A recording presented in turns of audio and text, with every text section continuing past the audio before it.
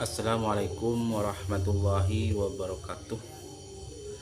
A'udzubillahi minasyaitonirrajim. Bismillahirrahmanirrahim. Amma ba'du. Teman-teman, sahabat-sahabat semuanya yang jauh di sana, yang dekat di sini semuanya, mudah-mudahan dalam lindungan Allah Subhanahu wa taala.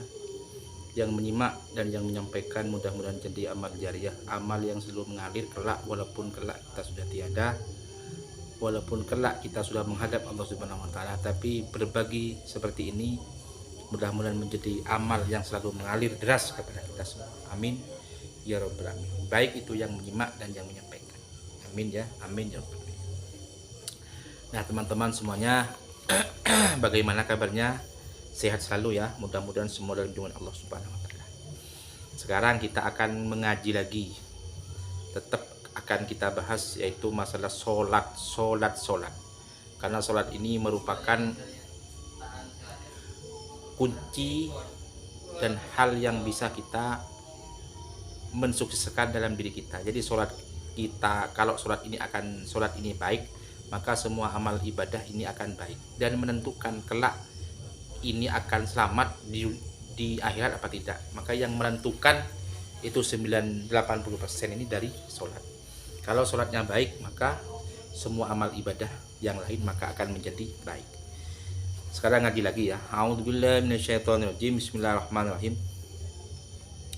Sholatul jamaati utawi iki iku nerangaken sholat jamaah. Jadi sekarang sholatul jamaah menerangkan sholat iki iku nerangaken sholat jamaah. Nah, sholat jamaah, sholatul jamaah utawi sholat jamaah.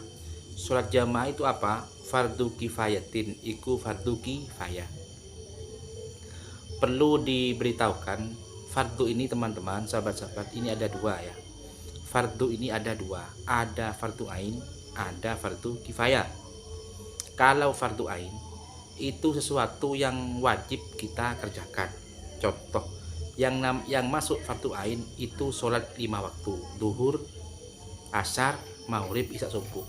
Itu merupakan fardu ain, hukumnya fardu ain. Fardu ain itu apa? Fardu yang harus, yang wajib kita lakukan.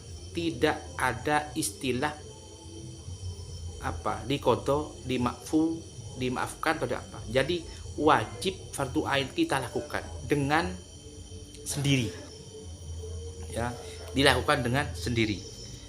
Nah, itu namanya fardu ain. Duhur, asar, maghrib, isya, subuh itu wajib kita lakukan. Itu wajib kita kerjakan. Tidak kita lakukan maka itu akan dosa. Itu namanya fardu ain. Kalau fardu kifayah itu fardu wajib tapi gugur kewajiban itu ketika orang lain melakukan. Nah, contoh sholat jamaah. Ya, contoh lagi orang yang menyolati jenazah, nyolati mayit jenazah, itu kalau ada orang yang mensolati kita akan gugur, tapi sebenarnya kita wajib. Tapi kalau dalam ada orang wafat mati terus tidak ada yang mensolati sama sekali, itu kita akan dosa semua. Kita akan dosa semua, punya kewajiban untuk mensolatinya. Tapi kalau ada orang yang mensolatinya maka akan gugur kewajiban kita. Ya, itu namanya sholat kifayah. Apa fardu kifayah ya. Fardu kifayatin utawi iki iku perkara kifayah ala rijali ing atase pira-pira wong lanang. Nah iki al mukimina kang padha mukim kabeh fis sholawati ing dalam pira-pira salat al khamsi kang 5 ya. Betul kan apa yang saya sampaikan barusan? Wa fardu ainin dan fardu ain fil jum'ati ing dalam salat Jumat. Termasuk sholat Jumat itu fardu ain, wajib bagi semua orang laki-laki kecuali yang tidak mukim. Itu tidak wajib ya, fardu melakukan sholat Jumat itu tidak wajib bagi yang tidak mukim. Maksudnya itu tidak mukim bagaimana? Maksudnya orang yang dalam kondisi musafir. Ya, musafir itu dalam perjalanan. Contoh, kita akan melakukan kunjungan ke Surabaya, kita akan melakukan kunjungan ke Jawa Tengah, tidak apa-apa ya, tidak sholat Jumat tidak apa-apa, tapi wajib sholat duhur. Duhur pun bisa diringkas ya, sholat duhur pun bisa diringkas. Ada apa? Ada jamak takdim qashar ya, ada jamak takhir qashar. mudah kan. Jadi Islam itu mengajarkan kita mudah. Nah, kalau bisa mudah, ngapain cari yang sulit? Nah, kan begitu ya. Ini sholat jamaah. Terus lanjut, ma iku barang yustaro tukang den syarat akan ma alal makmumu ingat si makmum. Syaratnya orang jadi makmum itu apa saja? Satu, an yawil iktida, iku nyito niat sapa makmum ing anut. Jadi syaratnya makmum yang pertama adalah harus niat ingin menjadi makmum. Ya. Nah, usolli fardhu dhuhri arba rakaatin ada mustaqbilat kiblati makmuman. Ya, makanya kalau ada makmum masbuk itu makmum ketika orang sholat kita akan mengikuti di belakangnya, maka ininya akan disentuh. Artinya kenapa? Semua orang paham ya bahwa kita akan mau ikut menjadi makmum. Pahalanya besar ya. Jadi kalau kita melakukan sholat berjamaah itu pahalanya 27 derajat. Makanya kita selama kita ada teman, ada sahabat, ada keluarga, istri, anak istri, kalau bisa lakukan sholat berjamaah. Ini akan menentukan banyak positifnya, akan menentukan banyak pahalanya. Dengan banyak pahala kan akan menjadi keuntungan tersendiri kepada kita. Terus dua, alla yataqaddama nyinto ora mo apa ini? Nyinto ora matu sopo makmum ala imai ngasih imam fil makani ilem panggunani. Mengikuti langkahnya, mengikuti gerakannya. Alla ya'lamah nyinto ora makmum tikola lati kelawan ngulah ngaleni imam walau biwati kelawan lantarane. Jadi makmum ikut gerakannya ya, ikut kalau takbir. Jadi kalau sholat ini namanya takbir ya teman-teman. Kalau udah bisa, ini tadi kemarin itu ada yang tanya, tuntunlah sholat saya belum bisa. Jadi sholatnya ada yang pakai pegang HP, mungkin mu'allaf ya Allah subhanahu wa ta'ala ya. Jadi ini namanya takbir, Allahu Akbar, ini namanya takbir ya. Ini namanya takbir. Ketika begini namanya ruku. Ke depan lagi itidal. Mungkin suatu saat akan kami praktikkan cara melakukan sholat yang benar, cara melakukan sholat yang bisa tip untuk bisa khusyuk. Ya, tetap akan saya pandu, karena sholat ini kan ya menentukan semuanya. Ya, walaupun kelak sampai jadi YouTuber sukses tapi tidak sholat ya sia-sia ya. Mungkin ya teman-teman, mungkin yang jauh di sana kan menjadi YouTuber sukses, punya banyak uang, banyak duit, banyak AdSense. Tapi kalau tidak sholat kan eman. Karena kita itu hidup ini semakin hari semakin tua. Semakin hari semakin tua. Amal kita semakin hari semakin banyak dosa. Semakin banyak maksiat. Makanya amal yang baik harus kita perbanyak juga. Termasuk sholat. Jangan kita tinggalkan. Karena kewajiban kita. Ya. Kewajiban. Nah, makanya dengan channel ini kami terus mengaji bahas tentang sholat. Mudah-mudahan ini akan menjadi saling berbagi yang positif lah untuk teman-teman bisa kita simak. Terus ayyak rubah nyinto para makmum minhu mari imam fi golbain dalam liani masjid. Allah yuza iku nyonta orang ngaling-ngalingi bainahuma antara ni imam dan makmum. Jadi juga imam dan makmum ini tidak boleh ada aling-aling.